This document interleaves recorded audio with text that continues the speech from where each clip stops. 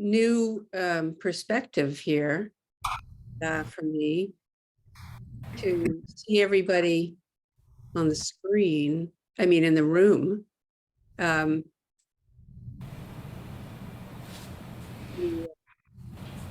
sound of the air purifier is really quite prominent. So I'm glad that it's working and everybody's healthy.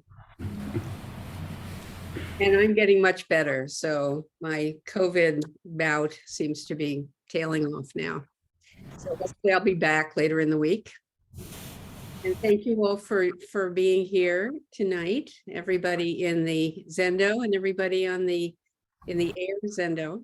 I wanted to talk tonight about, I titled the talk Practical Zen. Think about the meaning of the word practical. It means acquiring through practice. And that's certainly what this is all about. Yeah. Life as a prince in the palace, leaving his wife and newborn son. And many people find that disturbing, but it's part of the myth. But what he was prompted by in leaving his ordinary life, his usual life, by several questions, and common to all of life, and especially to the life of somebody in their earlier part of their life, which is contemplating the pleasures of life and the sufferings of life, each other. And is there any way to be liberated from this constant wheel of emotion and wandering and stress? The question that he held was, is there any liberation? Is there any liberation from the difficulties of life? What brings all of us to practice, one way or another.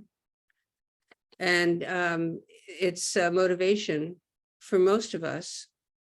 It's important to carry this question: what is the liberation that's possible when living a life of practice?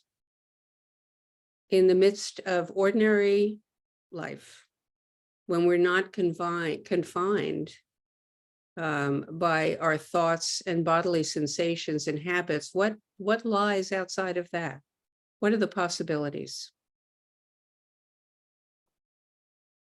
So I'd like to explore this, since it seems to me that we often don't realize that living with openness and inquiry in our daily life is the way. It's all about bringing this into our daily life. Formal practice together at the Zen Center is great and a powerful support and guide in this world that's really upside down in its views. Well, we also, all of us, have lives and relationships away from the Zen Center and need to recognize how to continue practice during all the hours and stresses of our lives. This is the whole liberating potato. You know, a potato, I don't know how many of you like potatoes. I love potatoes, baked potatoes. The inside is delicious and the skins are delicious. And that's kind of the potential of our life too. The outer forms of our life can be rather delicious, and the inner internal realms can be nourished and nourishing when we know how to live continuously in connection with our experience and respond from it in a way that is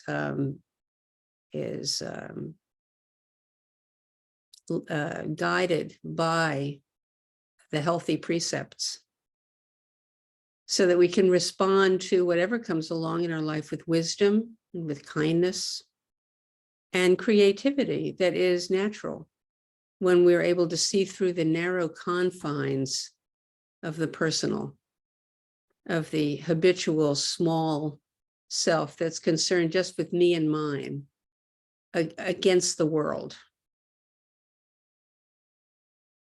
While at the very same time, this very small self, our actions, our body, is our equipment and our basic tool. Our basic sensibility and sensitivity is to be found here. So there's no separation really in our practice between what gives us problems and what helps us. When we have clarified the view that is all inclusive. The great teacher Sawaki Roshi, who is Uchiyama's teacher, said the Buddha way is the way to the full actualization of the ultimate goal of human life, here and now, meaning to allow people to live and transform their random, fraudulent, makeshift, and incomplete ways of life. What strong language that captures something important about where dissatisfaction comes from.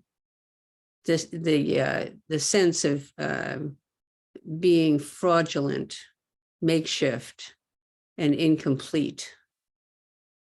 We might all relate to this in our own particular ways. And this makes up the dissatisfaction that brings us to practice in the first place. The wish to be no longer worried about being found out. To be able to not be constantly self-conscious and insecure. So these are really strong words, fraudulent.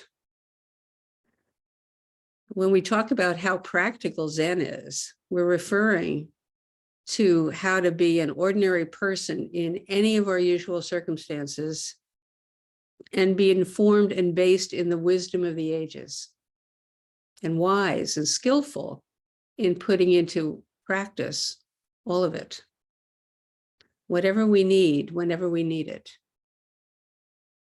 Instead of using and being reliant on habits that we've cadged together willy-nilly or inherited through our families and our community, habits and beliefs, assumptions. In this practice, we examine these habit patterns. First, we get aware of them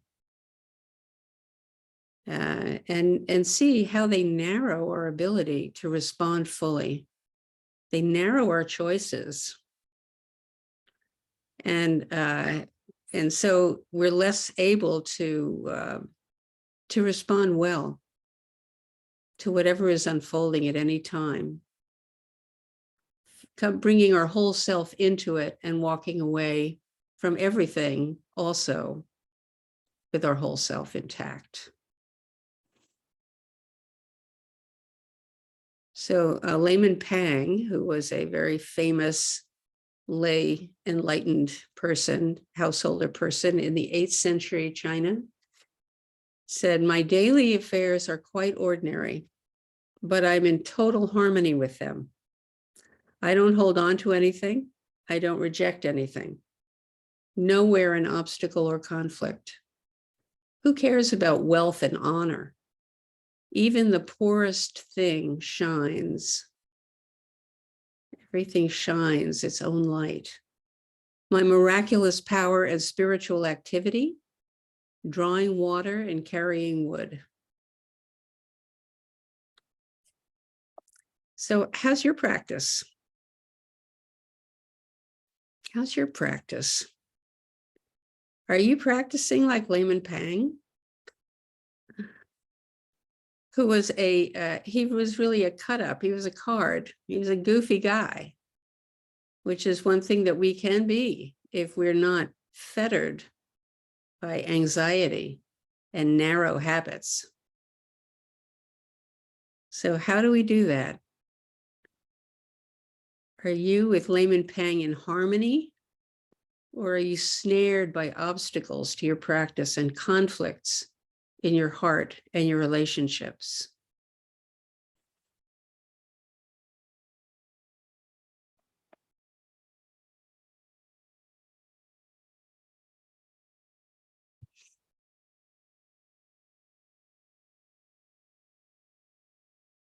Do you feel like you can respond to things and be real?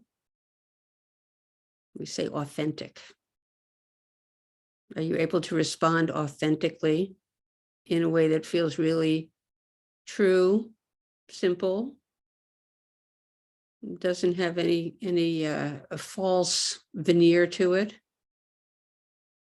And how much do you know what you want?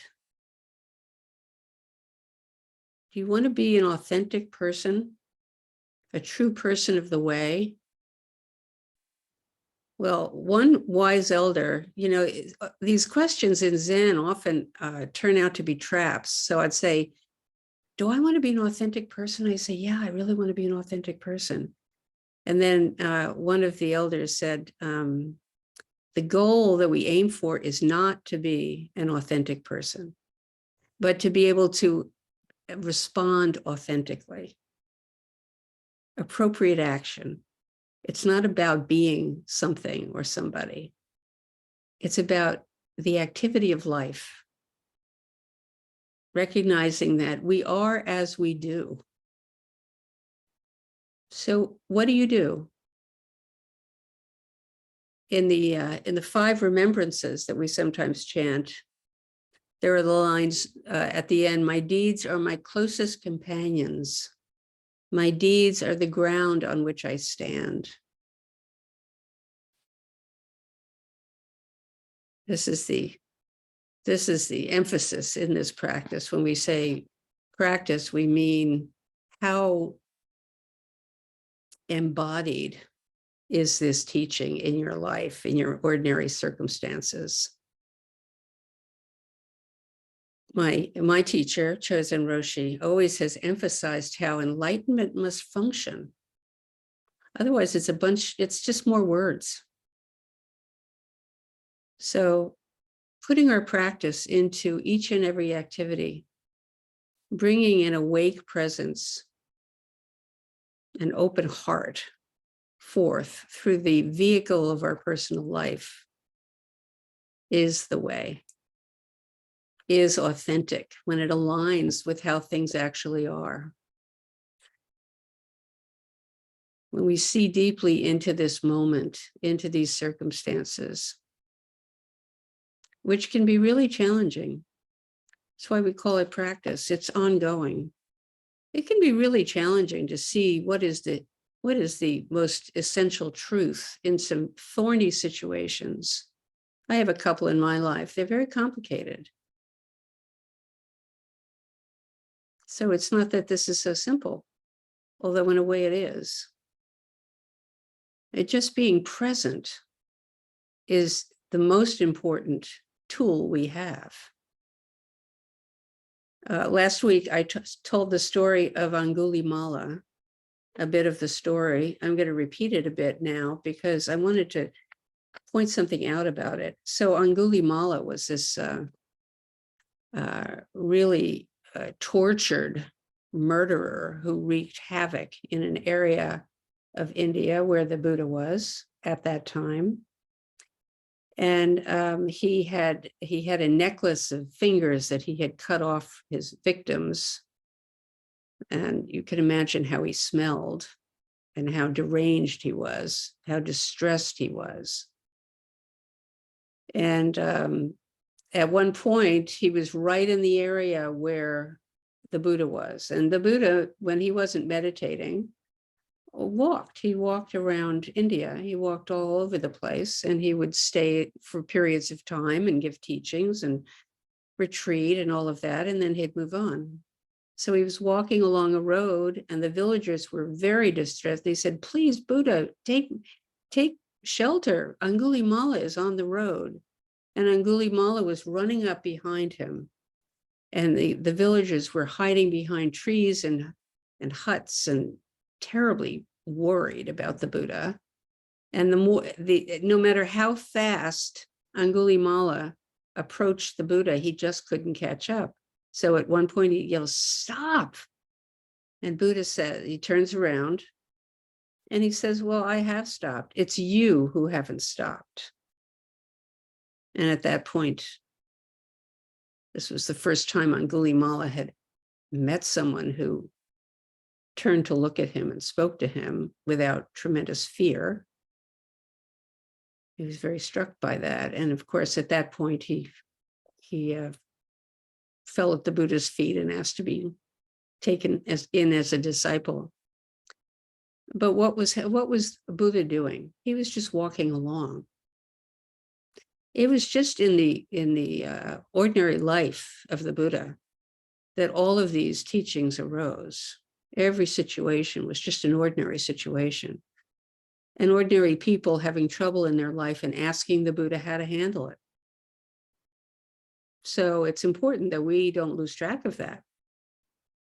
That this is a very practical, from the very beginning, a very practical tradition.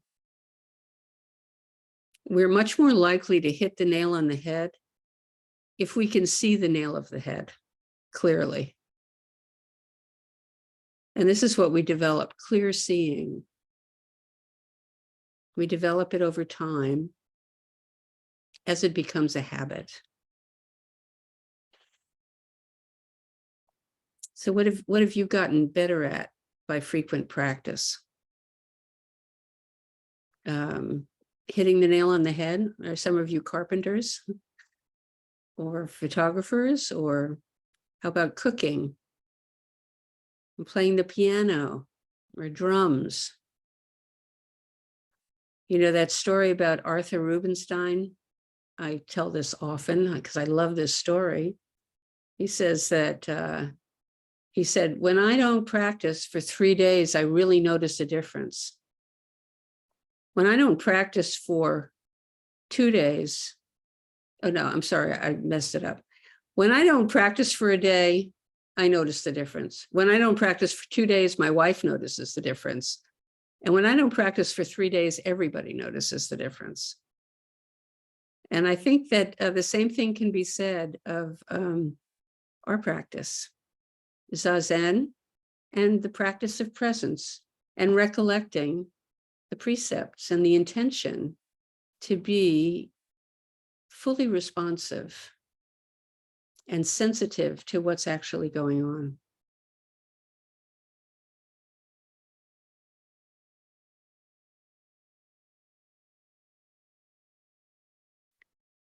So to have a practice, this practice in Zazen and in activity, the approach is the same.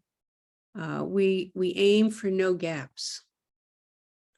So with Zazen, we discover our awareness mind. It can take a while to notice it. When it's really filled with things and images, we may not notice awareness. We only notice the content of awareness. But when we stop or slow down sufficiently, actually it's a moment of stopping, we do notice, and we are just present and open to here and now. So take a minute and try keeping your awareness with the breath to see what the still mind is like. So just this ordinary breath.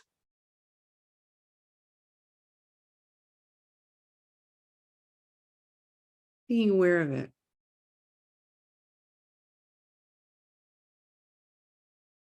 And then notice awareness itself.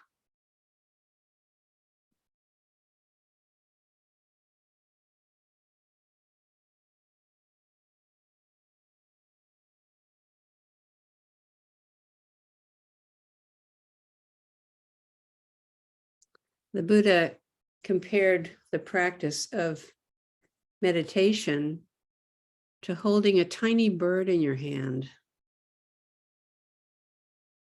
If awareness is like a tiny bird, We just don't want it to fly away. If you hold it too tightly, it will die in your hand. If you hold it too loosely, the tiny bird will slip out through your fingers. What a lovely image. You know, the mudra that we use with our fingers overlapping and our thumb tips touching, just think of a tiny bird in there. This is where we place our attention in Zazen. If you hold on to awareness too tightly, it grows deadened, it becomes deadened. And that sometimes happens in practice. We're so dedicated that we hold it too tightly. We can become deadened and insensitive, and we can become frozen in stillness. That's not the intention. That's not Zazen. And when we're frozen, we're not able to appreciate and see into the inconstancy and stress and openness of the moment.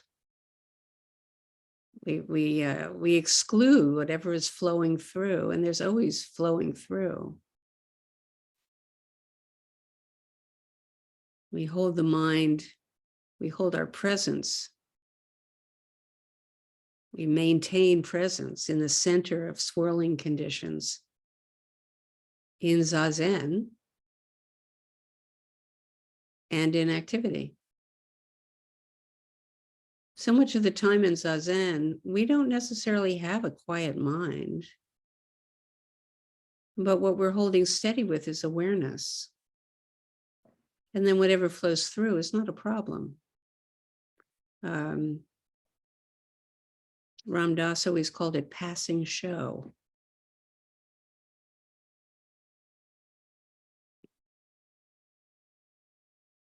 So notice when you haven't been practicing very much, how much busier and how much more difficult things become. And when you steadily practice, even though it doesn't feel like much, how much more room there is in the life being lived. When we don't practice, we slip back into the mind of gain and loss. We get caught in opposites. And when we practice, we are living beyond opposites. We're always coming back to just what is, with no opposite, right? The opposites of gain and loss, or right and wrong, or fame and disrepute. It's all very complicating. And it's the ground of suffering and dissatisfaction. We surrender to a belief when we think that something gained is a boon and something lost is a tragedy. When in fact, what comes and goes is to be expected. Everything comes and goes. What's gained is lost. What's lost leaves room for what comes next. And we're witness to the impermanent nature of everything.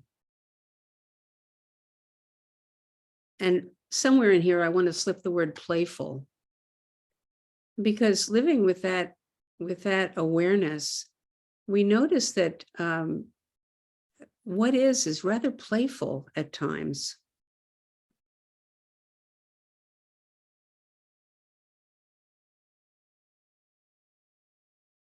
In various ways.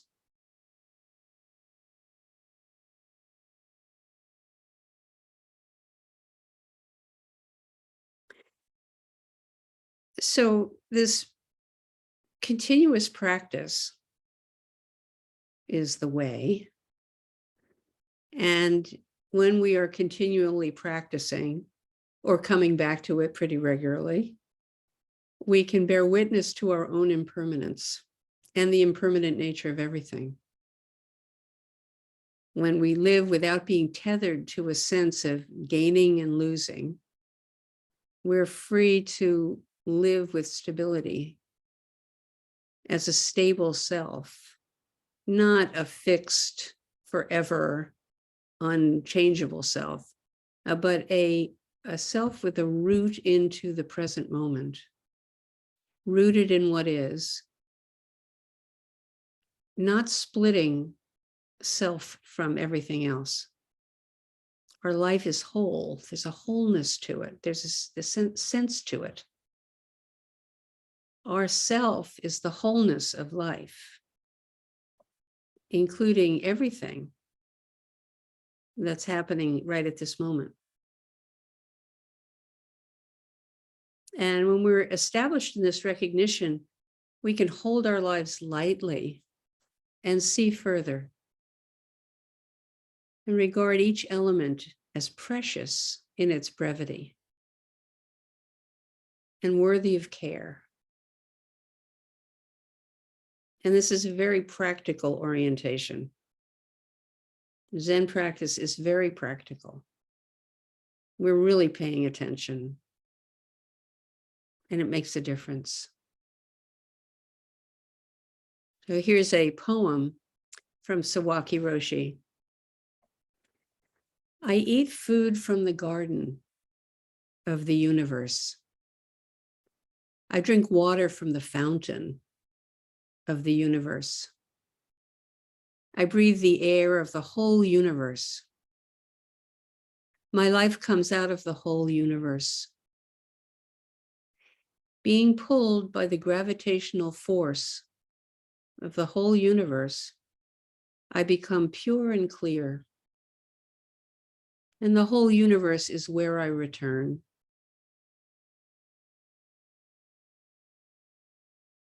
I'm so struck by the simplicity of that. I think I'll just read it again. I eat food from the garden of the universe. Yes. I drink water from the fountain of the universe.